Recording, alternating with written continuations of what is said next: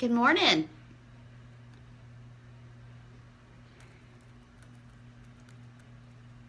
One minute, and we'll give everybody a chance to join us, and then we'll get started. I'm trying to get my laptop talking to the phone so I can see everybody as they're coming in, or I can try to see. I see Phyllis has joined me, and Delina, and gosh, several of you coming in. It is cold in Dallas. We don't normally have the tough winter weathers that a lot of you have, but they're predicting sleet and snow for part of our area tonight, and I don't like that. I don't mind the cold, but I don't like the precipitation because we don't know how to drive in it. So everybody goes crazy. Good morning, Jenny. I have my weighted blanket in my lap trying to keep myself warm, and plus I'm drinking cold water, which is kind of defeating the whole purpose. Let's get started. I'm so happy to see you joining me this morning, and I hope and pray that something I say will click with you up here this week. When I was a little girl, growing up, I didn't like scary movies. I still don't like scary movies. I don't understand the whole concept of paying hard-earned money for somebody to scare me. But there was a movie that was supposed to be a comedy, and my husband and my kids think it's absolutely hysterical that I can't watch this movie because it scares me. The lead actor in the movie was Don Knotts, who was a silly type comedian actor. The movie, and most of you probably remember it, was called The Ghost and Mr. Chicken. And Mr. Chicken, Don Knotts, was, I'm getting a bunch of angry faces floating across my screen. Maybe I've already made somebody mad.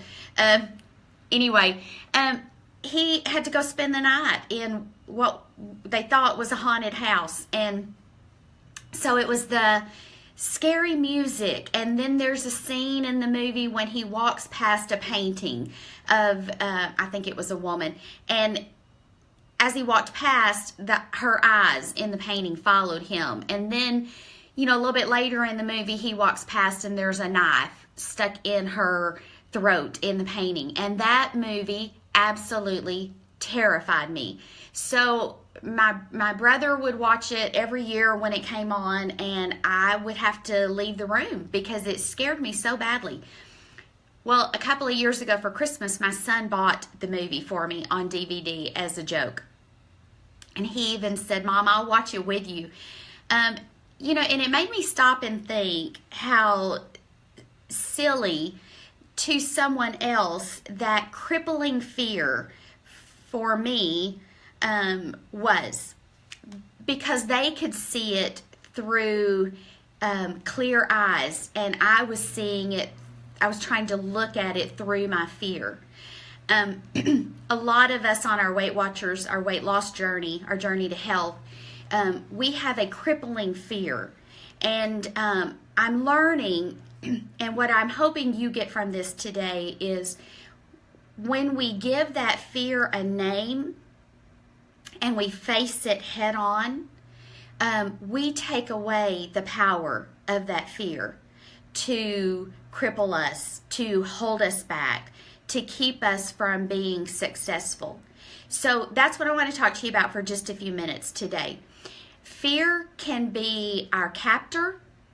It holds us captive to an outcome that may or may not even happen. It can also be our excuse. Sometimes we use our fear of failure as an excuse to not try. Let's look at it like this for a minute. I'm afraid of trying Weight Watchers because I have tried and failed so many times before. Okay, let's turn that around. What if I wasn't afraid of trying Weight Watchers? I would. So whatever your fear is, I want you to put it into that sentence. If I wasn't afraid of watching that movie or a scary movie, I would sit down and enjoy that 2 hours of comedy and humor with my family. I'm letting my fear of something that should have no power over me take away some enjoyable moments in my life. If you're allowing your fear of failure to cripple you from even trying, then that fear is robbing you of the joy of being successful. Does that make any sense? I think we would be much, much, much better off trying something that we only have an 80% chance of succeeding at than never trying at all. I can't guarantee you that you will lose weight every week on Weight Watchers. What I can guarantee you is that you will gradually get more healthy. Losing weight is just a very small part of this journey. It's just one tool, but getting healthy is our overall goal. If I was afraid that I wouldn't be able to reach my goal of 10,000 steps a day, does it make sense for me to just not walk at all? No.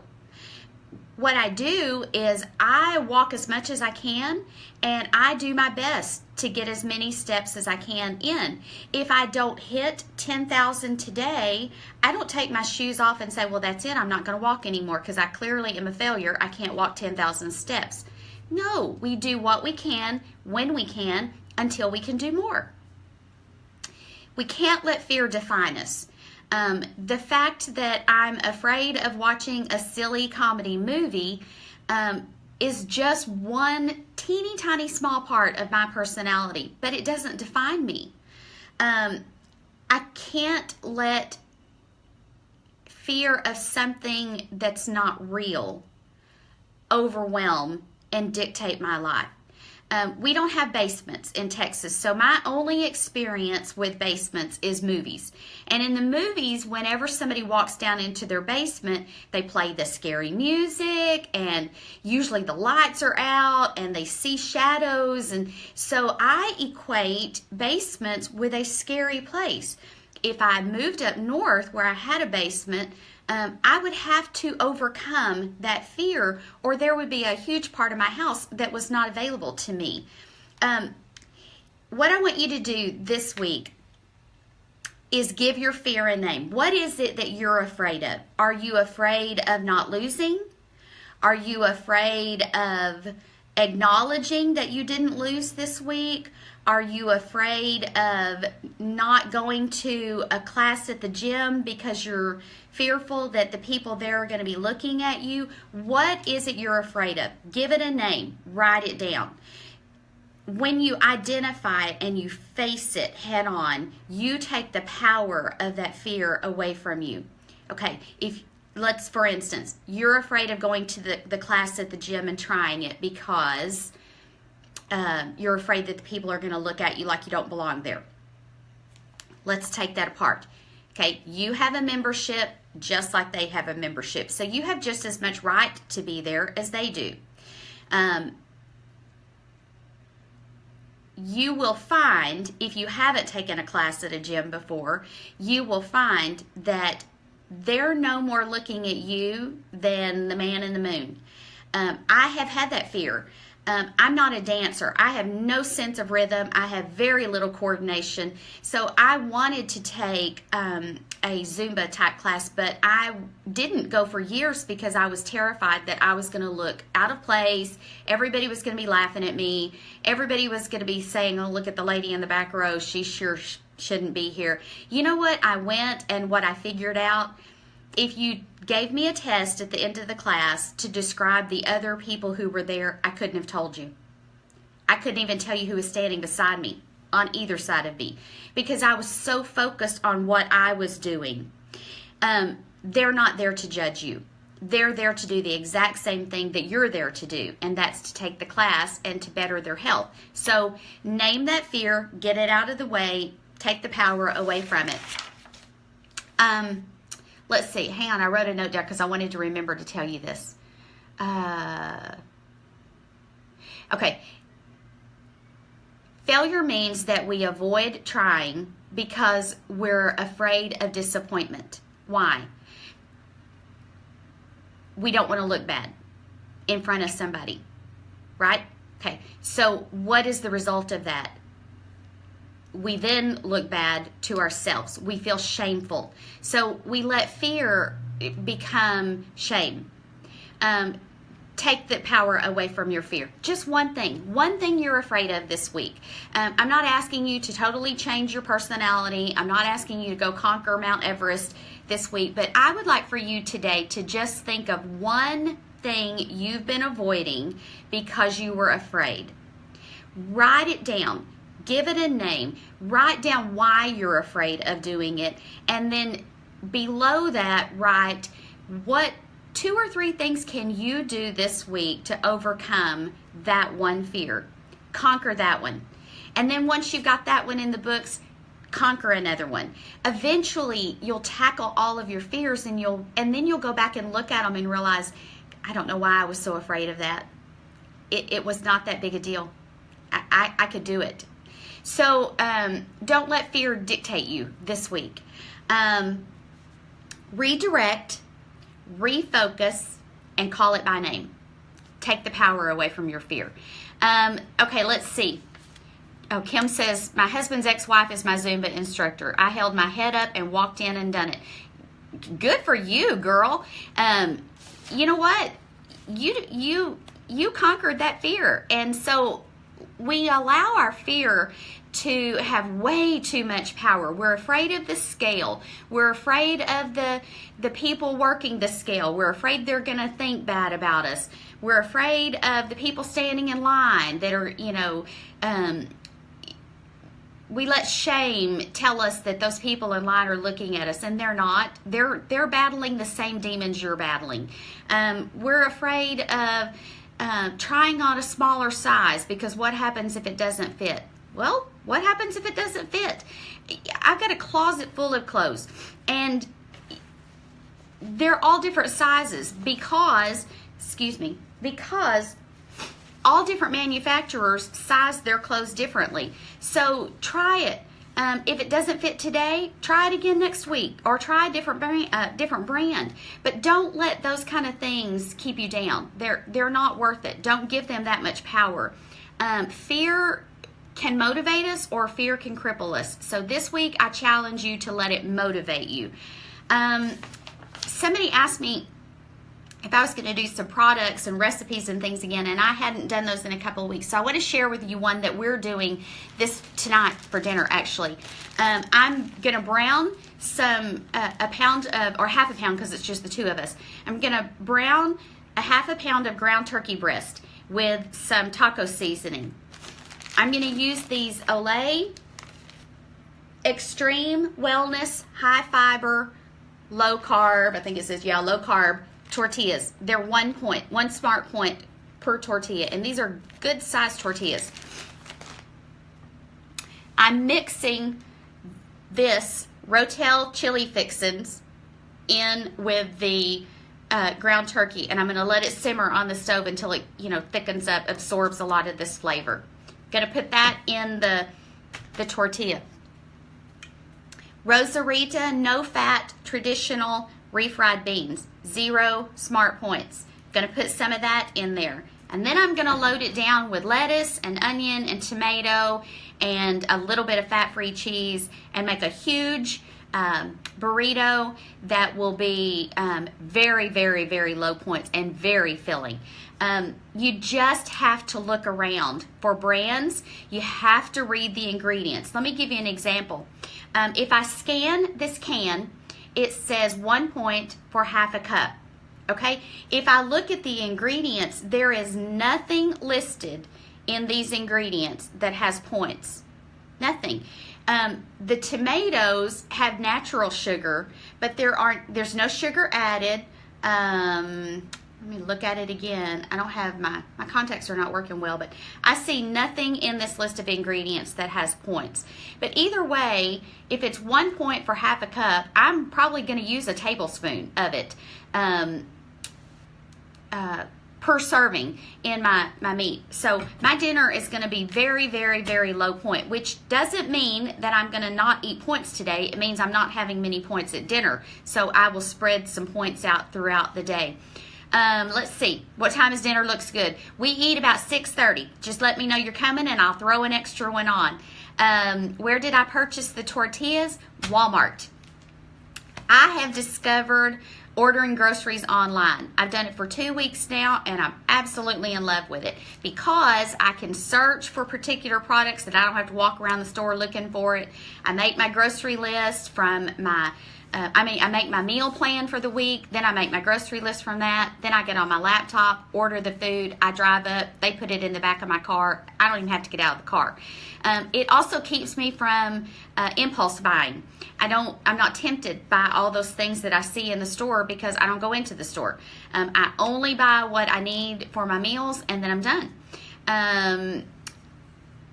James and Anna Shirley say it might be their dinner too.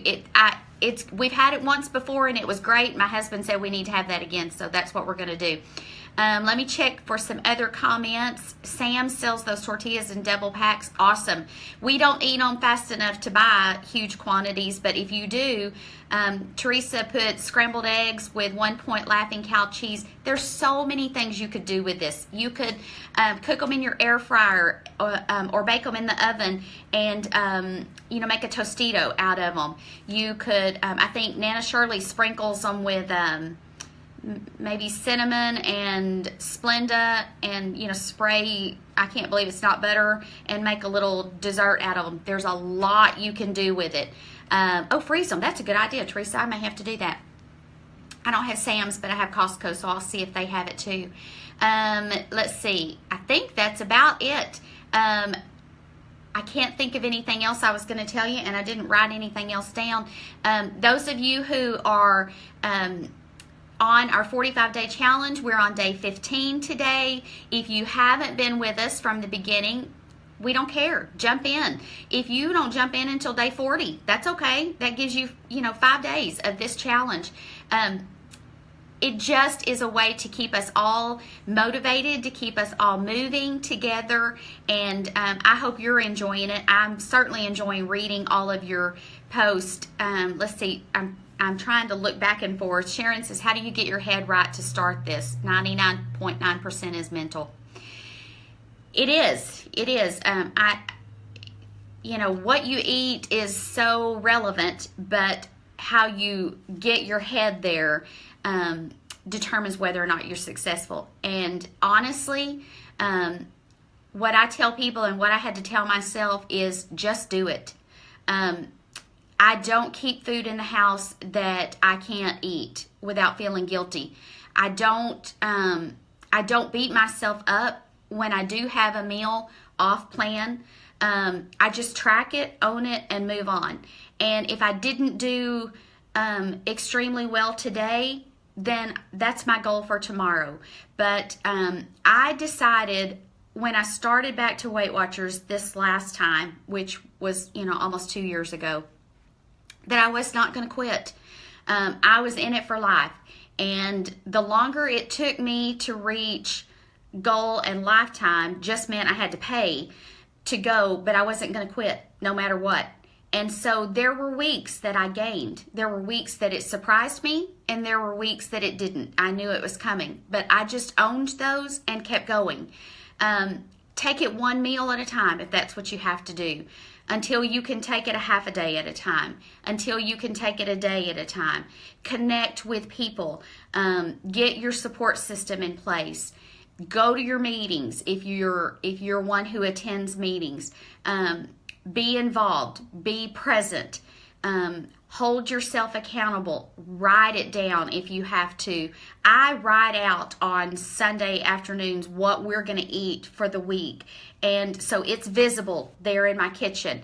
And every now and then we'll swap dinner, like, if I had planned to have these burritos tonight and we decided we would rather have something else tonight, then I'll swap it, but I don't go off my plan unless there's just a really, really, really good reason. But the biggest thing is just own it. I don't care if you have an entire week that you're just not on plan. Track it. Why? When you know you're going to gain, well, why not? Why not? If nothing else, it makes you face that fear.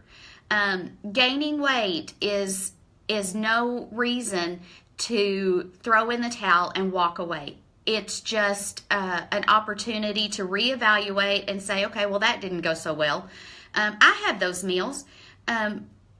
We had confession of the week. We had cereal for dinner last night. We don't do that very often, but we did last night. So we measured out our bowl, and I was perfectly fine with that one serving of cereal. Well, then my husband said, there's not much left, and I need to throw the bowl away. So do you want to split what little bit's left? And I said, okay, sure. I had been good during the day. Okay, that extra half a serving was too much, and my body felt it. And I would have been fine with just the one serving, but I gave in and had more and regretted it.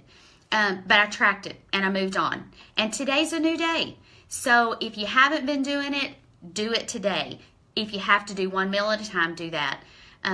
It's worth it. You're worth it. You are worth it, and you need to convince yourself of that and believe it. And keep telling yourself until you do believe it. And if you can't do that, then you reach out to me and I'll tell you that you're worth it.